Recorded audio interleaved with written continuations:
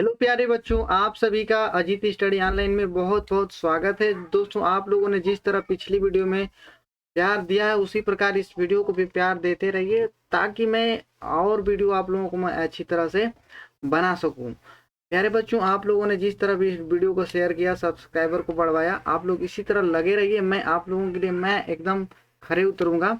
Exam की दृष्टि से आप लोगों को मैं सभी जितना इंपोर्टेंट क्वेश्चन होंगे मैं उनको कराऊंगा। बच्चों, आप लोग बस इतना ही करिए। आप लोग बस वीडियो को लाइक करिए, दोस्तों के अपने साथ शेयर करिए और चैनल पे सब्सक्राइब कराइए आप लोगों दोस्तों के साथ। ठीक है, चलिए हम लोग इस वीडियो को स्टार्ट करते हैं। बच्चों, आज हम लोग का ये क्लास 10th मैथ एक्सरसाइज 1.3 हम लोग सभी क्वेश्चनों को करेंगे। ठीक है, थोड़ा सा पीपीटी बनाने में दिक्कत हो रहा है बच्चों, आप लोगों को मैं पीपीटी से पढ़ाऊंगा जल्दी। ठीक है, देखिए यहाँ पे हम लोग का यहाँ पे क्वेश्चन तो आज नहीं लिखे हैं, बस आप लोग समझिए, अपने बुक से मिलाइए। यहाँ पे कक्षा 10वीं के एनसीईआरटी मैथ जो हम लोग का एक्सरसाइज 1.3 है, रियल नंबर से हम लोग पढ़ेंगे। ठीक है, तो आइए हम लोग देखते हैं पहला क्वेश्चन यहाँ पे क्या है। दोस्तों, आप लोगों को पहला क्वेश्चन सिद्ध करना है कि करणी में 5 जो है एक क्या है, अपरिमेय संख्या है। यहाँ पे आप लोग लिखते रहिए, करणी में 5 एक क्या है, अपरिमेय संख्या। इसको आप लोग को सिद्ध करना है। ठीक है, तो चलिए हम लोग कैसे सिद्ध करेंगे इसको, आसान भाषा में एकदम हम लोग आसानी से इसलिए इजली से करेंगे ताकि हम लोग को ये नंबर मिल जाए। मैं इस ऐसे क्वेश्चन बहुत से मतलब कराए हुए हैं, और मैं मेरी पिछली वीडियो में देखिएगा तो करणी में 3 मैंने सिद्ध करा रखा है। ठीक है, तो चलिए आप लोगों को मैं इस क्वेश्चन को सिद्ध करके दिखाता हूँ कि करणी में 5 कैसे एक अपरिमेय संख्या होगा। इसका सीधा हम लोग उल्टा मानते हैं, विरोधाभास मानते हुए हम लोग लिखेंगे कि करणी में 5 एक क्या है, परिमेय संख्या है। तो दोस्तों हम लोग यहाँ पे लिखेंगे कि माना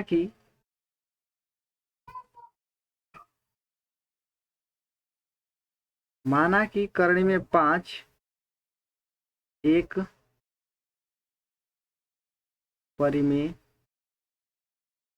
संख्या, ठीक है। जब दोस्तों ये परिमेय संख्या हो जाती है तो इसको हम लोग लिख सकते हैं कि करणी में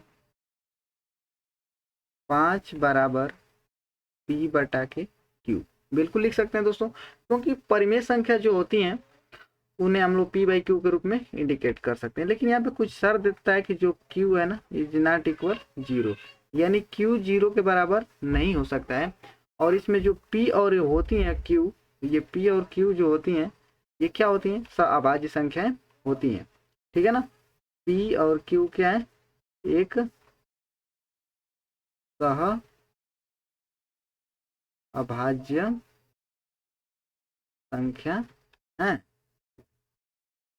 ठीक है बच्चों, सहभाज्य संख्या क्या होती है, जिनका हम लोग का क्या होता है, मसा 1 होता है, उनको हम लोग क्या बोलते हैं, सहभाज्य संख्या बोलते हैं। ठीक है ना, तो चलिए अब हम लोग इसको हम लोग क्या करेंगे, देखिए इसके आगे हम लोग करेंगे ना, दोनों पक्षों का वर्ग कर देंगे। क्या कर देंगे, इसका दोनों पक्षों का वर्ग करेंगे।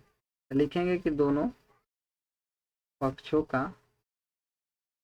वर्ग करने पर, अब दोस्तों यहाँ पे करेंगे तो करनी में 5 का स्क्वायर क्या होगा, 5 होगा।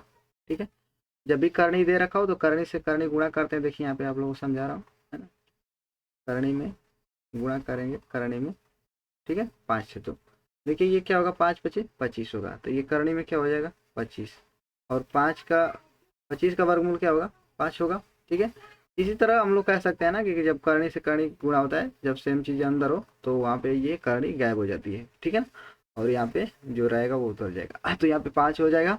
ठीक है, और देखिए 5 हो गया, तो अब इधर का स्क्वायर करेंगे तो ये पी स्क्वायर और ये बाई क्या होगा, क्यू स्क्वायर, सिंपल सा। अब देखिए मैं क्यू स्क्वायर का यहाँ पे इसको क्रॉस मल्टीप्लाई करूँ तो ये 5 हो जाएगा क्यू स्क्वायर इक्वल टू क्या आ जाएगा, पी स्क्वायर। ठीक है ना, अब मैं इसको समीकरण नंबर क्या मान लेता हूँ, 1 मान लेता हूँ। अब मैं क्यू स्क्वायर का वैल्यू निकालना चाहूँ तो क्यू स्क्वायर बराबर क्या आ जाएगा, पी स्क्वायर बटा में क्या आ जाएगा, 5 आ जाएगा। क्या यहाँ पे देख रहे हैं कि दोस्तों जो पी स्क्वायर है क्या है, 5 से विभाज्य है, यानी डिवाइड हो रहा है। तो हम लिखेंगे कि पी स्क्वायर है ना, 5 से क्या है, 5 से, यहाँ पे 5 से क्या है, विभाज्य है दोस्तों। ठीक है ना,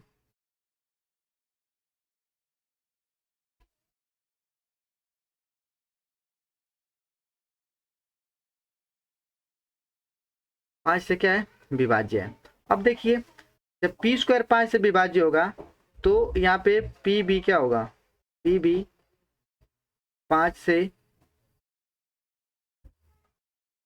विभाज्य। ठीक है, थोड़ा सा यहाँ पे में दिक्कत हो रहा है यार। चलो देखो यहाँ पे क्या दे रखा है, कह रहा है ना कि जो पी स्क्वायर है ना 5 से क्या है, विभाज्य है। तो यहाँ पे जब विभाज्य हो जाएगा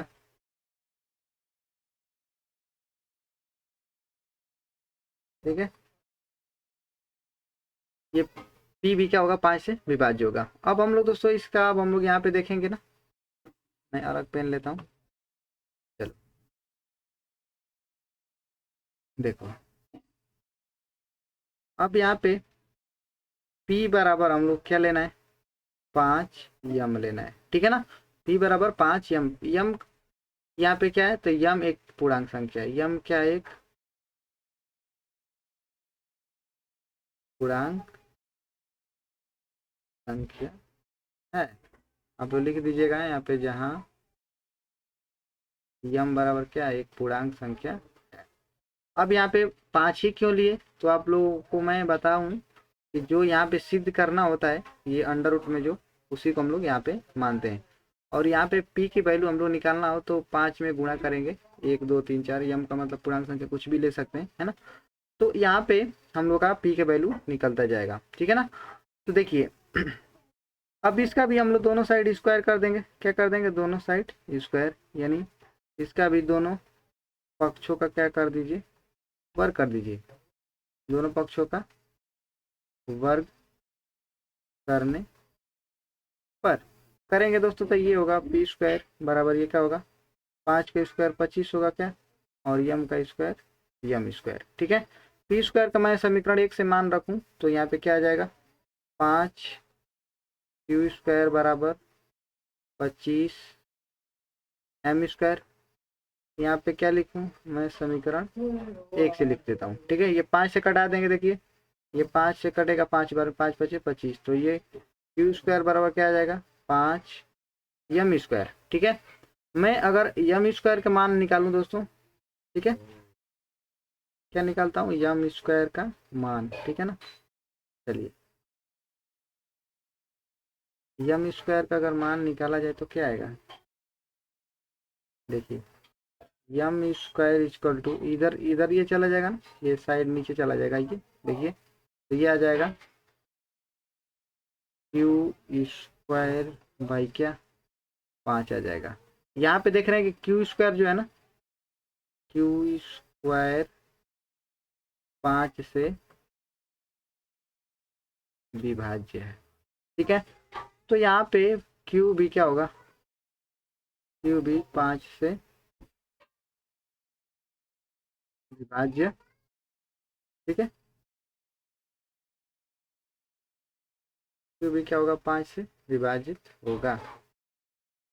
ठीक है दोस्तों,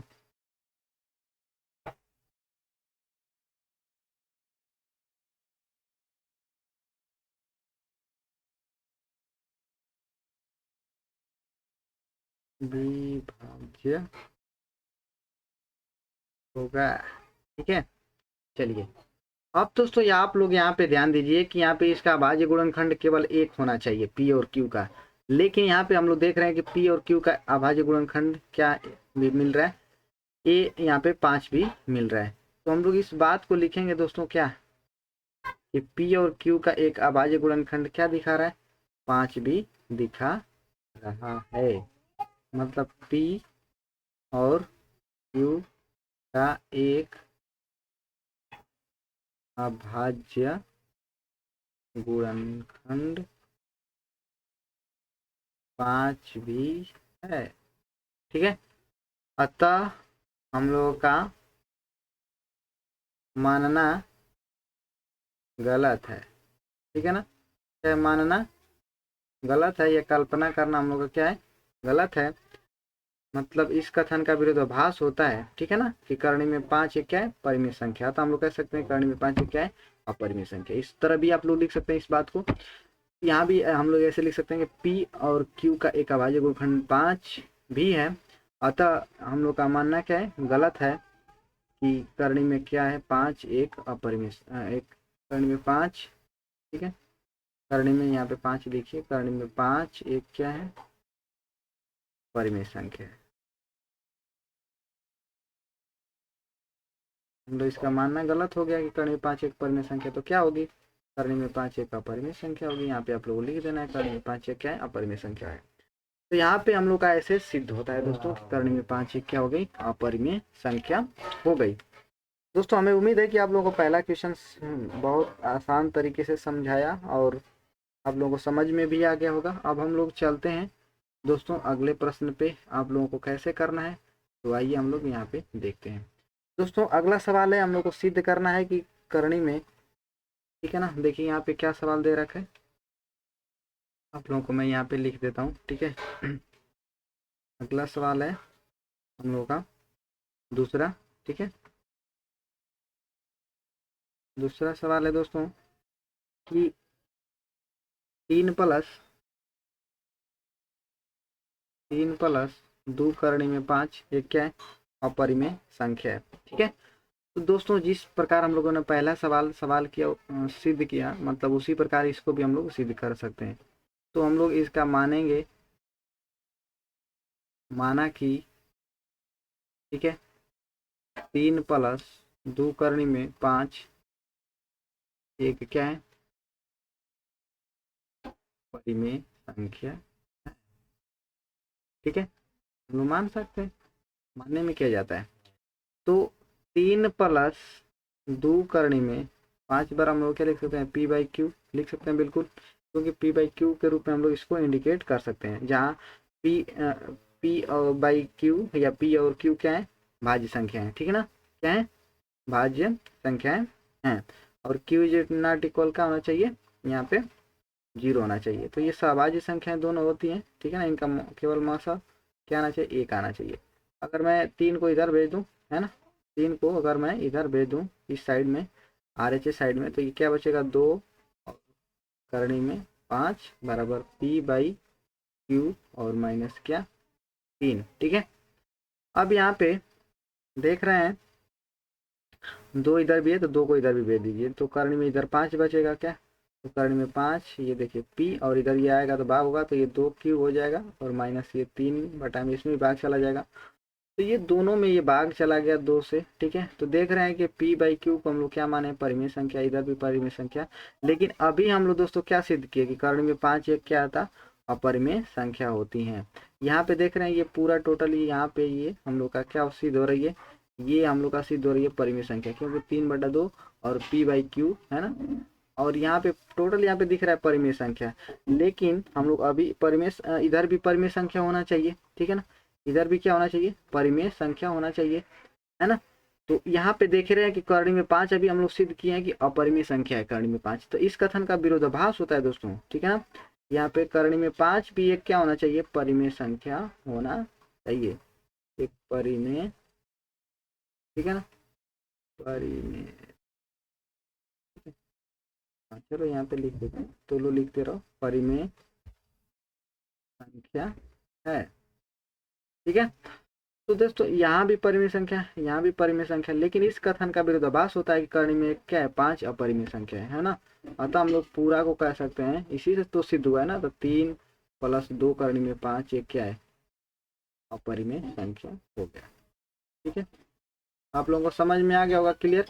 चलिए फिर से एक बार रिवीजन करते हैं इस सवाल को, आप लोग का ये इंपॉर्टेंट है दोस्तों, आप लोग इस सवाल को बस देखते रहिए, है ना, और ये एग्जाम के पॉइंट ऑफ व्यू से बहुत ही इंपॉर्टेंट होने वाला सवाल। देखिए यहाँ पे हम लोग देखें, देखिए हम लोग सिंपल सा कहा कि यहाँ पे हमको सिद्ध करना था ये पूरा कि 3 प्लस 2 करने में 5 एक क्या होती है, अपरिमेय संख्या होती है। तो हम लोग मान लेंगे यहाँ पे कि, माना कि यहाँ पे हम लोग क्या करेंगे, 3 प्लस, है ना, 2 करने में 5 एक क्या है, परिमेय संख्या, इसका विरोधाभास मान लेते हैं हम लोग। तो इसको हम लोग लिख सकते हैं 3 प्लस 2 करने में 5 बराबर P बाई क्यू के रूप में लिख सकते हैं इसको, ठीक है। तो इसको मैं रोक लेता हूँ, इसको 2 प्लस करने में 5 को, इसको 3 को उधर भेजता हूँ, P बाई क्यू माइनस 3 हो जाएगा, और 2 को फिर भेज देता हूँ, तो यहाँ पे गुणा है तो सब में जाके भाग हो जाएगा, तो यानी P बाई क्या होगा, टू क्यू हो गया और 3 बाई क्या हो गया 2। यहाँ पे हम लोग देख रहे हैं कि ये क्या हो रहा है, परिमेय संख्या प्राप्त हो रहा है। और इस कर्ण में 5 को भी हम लोग कह सकते हैं कि परिमेय संख्या होगा, जब क्योंकि कोई भी चीज़ होता है तो अपने से बराबर है यहाँ पे, तो ये दोनों वैल्यू एक ही होना चाहिए। तो यहाँ पे ये भी परिमेय संख्या होगा तो ये भी परिमेय संख्या होगा। तो इधर हम लोग कर्ण में 5 को कहेंगे कि क्या है, परिमेय संख्या। लेकिन इस कथन का विरोधाभास होता है, कर्ण में 5 एक क्या है, परिमेय संख्या नहीं है, अपरिमेय संख्या है। तो यहाँ पे पूरा इसी से तो निकल कर आया है ना, तो ये 3 प्लस टोटल है ना, 3 प्लस है ना, ये 3 प्लस 2 कर्ण में 5 क्या है, एक अपरिमेय संख्या है, ठीक है ना। तो यहाँ पे ये सिद्ध होता है दोस्तों, ठीक है ना। अब हम लोग चलते हैं दूसरा सवाल पे दोस्तों, ठीक है। आप लोग मेरी आवाज़ को क्लियर सुनिए, ठीक है ना, और इस राइटिंग का आप लोग ध्यान न दीजिए, है ना। आप लोग रफ कलम ले लीजिए और आप लोग छापते रहिए, ठीक है। चलिए अब यहाँ पे हम लोग अगला प्रश्न पे चलते हैं दोस्तों, ठीक है। देखिए अगला प्रश्न में हम लोग को कह रहा है कि सिद्ध कीजिए कि निम्नलिखित संख्याएं अपरिमेय संख्याएं। तो आप लोगों को मैं पहला सवाल यहाँ पे दिखा रहा हूँ, इसको सिद्ध करना है कि 1/√2 ये क्या होती है, अपरिमेय संख्या होती है। दूसरा सवाल इसमें क्या है कि 7 करणी में 5 एक क्या है, अपरिमेय संख्या है। फिर तीसरा सवाल क्या है दोस्तों, तीसरा सवाल है कि 6 प्लस करणी में 2 यहाँ पे क्या एक अपरिमेय संख्या है। तो चलिए मैं सबको बारी बारी से कर देता हूँ। यहाँ पे पहला किसको करना है, तो 1/2 को करना है। तो हम लोग मान लेते हैं कि माना कि 1/2 एक क्या है, परिमेय संख्या है। इन सभी को सिद्ध करना है कि अपरिमेय संख्या है, तो हम लोग यहाँ पे उल्टा इसका विरोधाभास मानेंगे कि करणी में 1/2 एक यहाँ पे क्या है, परिमेय संख्या है। 1/करणी में यहाँ पे 2 बराबर क्या हो जाएगा, p/q हो जाएगा। अगर मैं इनका समझ रहा ना, इनका मैं हर का परिमेयकरण करूं, ठीक है, इसका, तो देखिए ये करणी में 2 ऊपर से भी गुणा होगा और नीचे भी करणी में 2 और गुणते ये पहले से करणी में 2 और गुणते ये, ठीक है, बराबर क्या आएगा, p/q में। यहाँ पे मैं केवल हर का परिमेयकरण कर दिया, तो करणी में 2 से 1 में गुणा करेंगे तो क्या आएगा, करणी में 2 आ जाएगा, ठीक है। और बटा में यहाँ पे देखिए इसको मैं गुणा करूँ तो करणी हट जाएगा तो 2 बचेगा, क्या बराबर ये क्या, p/q हो जाएगा। मैं 2 को इधर ट्रांसफर कर दूं तो ये देखिए करणी में 2 बचेगा इधर और 2p बचेगा, बटा में क्या होगा, q। इधर हम लोग को क्या प्राप्त हो रही है, परिमेय संख्या। देखिए इधर 2p बटा में q एक क्या है, परिमेय संख्या है, ठीक है। अतः हम लोग कह सकते हैं करणी में 2 भी, इधर इधर साइड वाला करणी में 2 भी एक क्या होगी, करणी में 2 और यहाँ पे एक नहीं लिखेंगे, करणी में 2 भी, करणी में 2 भी एक क्या है, परिमेय संख्या है। बट इस कथन का विरोधाभास होता है दोस्तों कि करणी में 2 एक परिमेय संख्या नहीं है, ठीक है। अतः ये जो टोटल पूरा हम लोग का दिख रहा है ना 1/√2 ये पूरा क्या होगा, एक अपरिमेय संख्या होगा, ठीक है। आप आई होप कि आप लोगों को समझ में आ गया, ये क्या है, अपरिमेय संख्या होगी, क्योंकि हम लोग करणी में 2 एक क्या है, परिमेय संख्या नहीं है दोस्तों, ठीक है ना। चलिए अगला प्रश्न आपके स्क्रीन पर मैं लाऊं, को देखिए यहाँ स्क्रीन पर दिख रहा है, यहाँ पे 7 है ना, सिद्ध करना है कि 7 करणी में 5 है ना। तो इसको हम लोग कैसे कर सकते हैं अपरिमेय संख्या के रूप में, है ना। तो मैं सिंपल सा इसको लिखूं, कैसे लिखूंगा इसको, चलिए अब देखना है 7 हम लोग को सिद्ध करना है, सिद्ध करना है कि 7 ना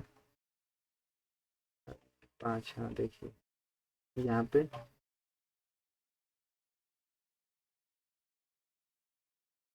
ये तो सिद्ध करना था ना,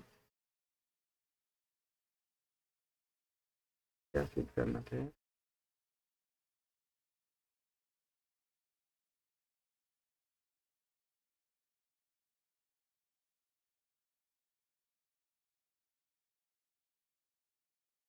चलो यहाँ पे देखो, ये हमको सिद्ध करना था ये, हाँ 7 करने में 5, ठीक है ना। चलो 7 करने में 5 एक क्या सिद्ध करना है, ये परिमेय संख्या होती है, ठीक है।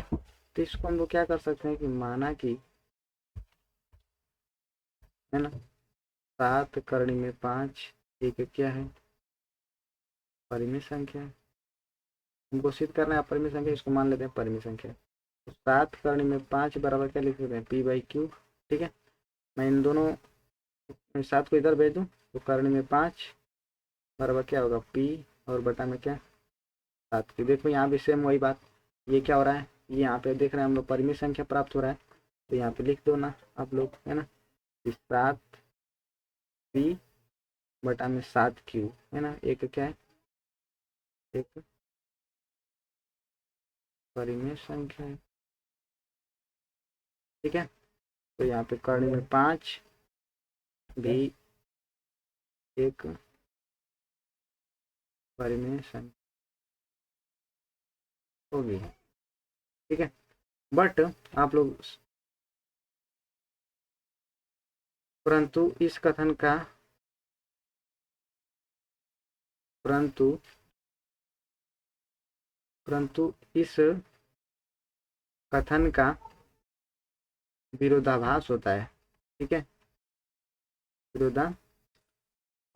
विरोधाभास होता है कि करनी में 5 एक क्या हो रही है, अपरिमेय संख्या हो रही है, ठीक है ना। हम लोग अभी सिद्ध किए हैं कि करनी में 5 एक अपरिमेय संख्या है, और यहाँ पे कह रहे हैं कि करनी में 5 एक परिमेय संख्या, तो ये गलत बात कह रहे हैं, ठीक है दोस्तों। तो इस प्रकार हम लोग टोटली इस कथन को कह सकते हैं ना कि 7 करनी में 5 एक क्या हो रही है, अपरिमेय संख्या हो रही है, ठीक है।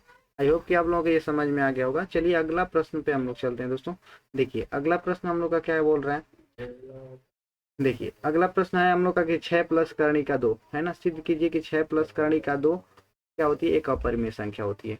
तो सिंपल सा जैसे हम लोग सभी क्वेश्चन को करें, इसको भी इजीली हम लोग कर सकते हैं। देखिए यहाँ पे 6 और प्लस का यहाँ पे करणी में 2, हम लोग को सिद्ध करना है कि 6 प्लस का करणी में 2 यहाँ पे एक अपरिमेय संख्या। तो दोस्तों आप लोग इसको क्या मान लीजिएगा, सीधा अपोजिट मानिएगा कि माना कि, है ना, माना कि 6 प्लस का करणी का 2 एक क्या है, परिमेय संख्या है ना। 6 प्लस का करणी में 2 एक क्या है, परिमेय संख्या है। सिंपल सा इसको मान लीजिए, ठीक है। और मानने के बाद दोस्तों क्या होता है कि जब हम लोग इसको मान लिए तो इसको हम लोग p/q के रूप में इंडिकेट कर सकते हैं। तो सिंपल सा इसको आप लोग इंडिकेट कर लीजिए कि 6 प्लस का करणी में 2 इक्वल टू p/q, है ना। अब यहाँ पे क्या करिए कि अब 6 को इधर भेज दीजिए, है ना, तो p/q, है ना, और इधर -6 और बचेगा क्या, इधर करणी का 2। तो देखिए ये भी एक परिमेय संख्या और ये भी एक परिमेय संख्या, बट इधर क्या दिख रहा है आप लोगों को, ये भी परिमेय संख्या होना चाहिए, बट ये क्या है, हम लोग जानते हैं करणी में 2 एक क्या है, अपरिमेय संख्या है। तो आप लोग इस कथन को आप लोग यहाँ पे लिख सकते हैं कि ये 6 और p/q एक क्या हो रही है, परिमेय संख्या हो रही है। लेकिन करणी में 2 एक परिमेय संख्या होना चाहिए, बट इसका कथन का विरोधाभास होता है कि करणी में 2 एक क्या है, परिमेय संख्या है। तो हम लोग इन सभी क्वेश्चनों को इजीली हम लोग इस तरह कर सकते हैं दोस्तों। तो आई होप कि ये तीनों क्वेश्चंस आप लोगों को बहुत बेहतरीन तरीके से समझ में आए होंगे। अगर आया हो तो दोस्तों आप लोग कमेंट करके बताइए। आप लोग से ये रिक्वेस्ट है कि इस वीडियो में आप लोग कमेंट करिए और बताइए कि इस वीडियो में क्या कमी है, ठीक है ना। कमी आप लोग कुछ ना कुछ निकालेंगे जरूर, और निकाल कर बताइए। मैं जानता हूँ कि वीडियो की क्वालिटी थोड़ा सा लो हो रही है दोस्तों, क्योंकि लिखने में थोड़ा सा परेशानी हो रही है ना। और कोई दिक्कत हो तो आप लोग बताइए, इस वीडियो में क्या कमी है जरूर कमेंट करके बताइए। और जो लोग नए हैं चैनल को सब्सक्राइब कर लीजिए दोस्तों, क्योंकि मैं इस पे रेगुलर वीडियो अपलोड करता हूँ कक्षा 10 के मैथ का, ठीक है। तो चलिए दोस्तों मिलते हैं अगले वीडियो में, है ना। तब तक ले जय हिंद, वंदे मातरम।